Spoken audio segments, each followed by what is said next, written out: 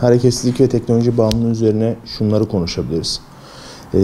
Hareketlilik ve teknoloji bağımlılığı aslında birbirine çok bağlı iki terim. Teknoloji bağımlılığı ile beraber telefonumuz, işte bilgisayarımız, televizyonumuz, tabletlerimiz, şu anki yüzyılımızda çok fazla aktif kullandığımız araçlar. Bu araçların varoluşuyla beraber hareketsizlik de tabii ki kaçınılmaz oluyor. Çünkü telefonla veya işte televizyona bakarken ya da tablete bakarken aynı zamanda bir hareket yapmıyorsunuz. Genelde oturur pozisyonda veya uzanır pozisyonda dünyayı takip etmeye çalışıyorsunuz. Sosyal medyayı takip etmeye çalışıyorsunuz. Bununla beraber gelen bazı hastalıklar da aslında ortaya çıkıyor. İşte bunlar obezite bozukluğu, çok fazla kilo alımı, hareketsizlikle kaynaklanan ilgi kaybı, ondan sonra dikkat eksikliği, kaygı bozukluğu da bunlar her zaman da eşlik eder.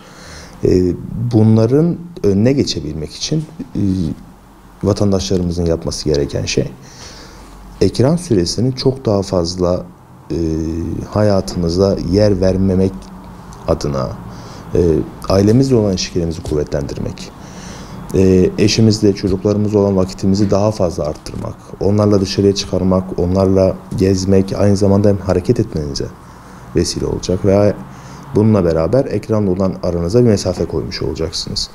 Bildiğiniz üzere birçok sosyal medya mecrası var. İnsanların çokça vakit geçirdiği. Bunu izleyen vatandaşlarımız eğer bunu takip etmek isterse telefonlarının mesela işte ekran kullanım sürelerini görebiliyorlar. Ekran kullanım süresinden bir gününüzde kaç saatinizi telefona ayırdığınızı görebiliyorsunuz. Buradaki saatler eğer çok yüksekte evet buna bir önlem almanız gerekiyor ve ekranla olan münasebetinizi biraz daha kısmaya, en azından yani şu değil olay, bir defadan kısamazsınız zaten. Yani bir kereden hiçbir şey yapamazsınız. Bunu zamana yayarak, öncelikle işte bir yarım saat daha aşağısı, sonra 1 saat, sonra 2 saat daha aşağı çekerek hem telefonla olan bağınızı koparmış oluyorsunuz hem de telefonla gelen, yani ekran bağımlılığıyla gelen o hareketsizliği de aslında azaltmış oluyorsunuz. Çünkü telefona bakmadığınız, televizyona bakmadığınız zamanlarda bir şeyler yine yapacaksınız. Ya yürüyüş yapacaksınız, ya bir yere gideceksiniz, ya sosyal ortamda dışarıya çıkacaksınız, arkadaşlarınızla görüşeceksiniz. Vücudunuza ve hayatınıza bir hareket katacaksınız. Hareketsizlik ve ekran bağımlılığının böbrek taşı oluşumuna sebep oluyor mu, olmuyor mu sorusunun cevabı aslında hekimlerimizde. Ama benim şahsi düşüncem olarak tabii ki hareketsizlik vücutta birçok hastalığa neden oluyor. Yani bugün obeziteden bahsedebiliyoruz. Az önce bahsettiğim gibi işte obeziteden bahsediyoruz. Hareketsiz kalmayla beraber insanın dikkat eksikliği oluşmasından bahsediyoruz. Daha depresif olmasından bahsedebiliriz. İnsanın çünkü mevsim şartlarından dolayı. Tabii ki vücutta böbreğe de kalbe de muhtemelen bir etkisi vardır. Mesela işte kalp krizi geçirmelerindeki en büyük nedenlerden birisi kalp ritim bozukluğuyla oluşan bir süreçle beraber. Kalp ritim bozukluğu da insan hareketsiz kalmasıyla oluşan bir süreçtir. Ebeveynler, öğretmenler, öğreticiler yapmaları, yani abiler, kardeşler, bunu herkes ekleyip toplumdaki her bir birey bu konu hakkında aslında biraz sorumlu. Küçük çocuklarda hayatı sizinle beraber tanımaya başlıyorlar. Siz onlara neyin doğru, neyin yanlış olduğunu öğretmeniz gereken kişilersiniz. Eğer siz ekran bağımlılığı kendiniz de çözememişken çocuklarınıza telefonu ya da televizyonu daha az kullanmaları konusunda nasihat vermeniz ya da böyledir demeniz çok da gerçekçi durmuyor açıkçası. Öncelikle bizim birey olarak kendimizin ona bir sınır koymamız gerekiyor. Ekranla olan sınırınızı koymanız gerekiyor. Televizyonla olan sınırınızı koymanız gerekiyor ki zaten bunlara sınır koyduktan sonra ilerleyen vakitlerde siz çocuğunuzla, kardeşinizle, eşinizle daha fazla vakit harcamaya başlayacaksınız. Öğretmenlere gelirsek eğer okulda aynı şekilde olması gerekiyor. Bakın geçen bir video izledim. Doğrudur tartışılır bilmiyorum. Yani görmedim çünkü gözümle.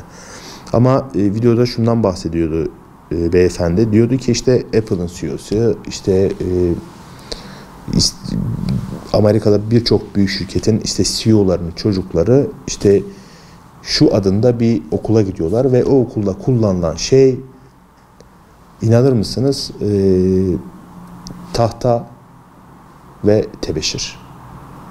Yani hayatlarından teknolojiyi, bu insanlar o kadar teknoloji adına yatırım yapanlar ve teknolojinin gelişmesi adına bir sürü şey, bir sürü düşünce, bir sürü yatırım yaparken kendi çocuklarına, kendi ailelerine teknolojiyi belli bir yaşa kadar bıraktırıyorlar. Ve kişinin açıklaması şu şekilde devam ediyor.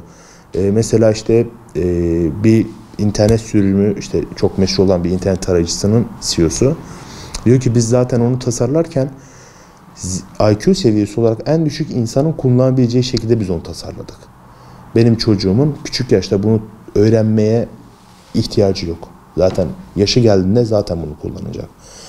Şimdi Amerikan Pediatri Derneği'ne göre biz 0 ile 4 yaş arası hiç ekran istemiyoruz derken aslında bunu kastediyoruz. Zaten var olan teknoloji belli bir yaşa geldiğinizde çocukların kolay bir şekilde öğreneceği bir uygulama. Burada ama yine iki sorun ortaya çıkıyor. Şimdi biz 0 ile 4 yaş arası hiç ekran kullanılmamasını söylerken şimdi çocuk mesela 3 yaşından itibaren kreşe gidiyor. Kendi yaşıtları ekran ve teknolojiyle beraber birçok gelişimden çok daha fazla haberdar olmuş oluyor. Şimdi hiç ekran vermediğiniz çocuk da bu ortama gittiğinde, yani akranları tarafından onların bildiği ama onun bilmediği şeyler bu sefer meydana geliyor. Bu olunca da diğer çocukta özgüvensizlik çıkıyor. Yani bizim bu ekran konusundaki sorunu aslında ülke olarak halletmemiz gereken, toplum bu konuyu halletmeli.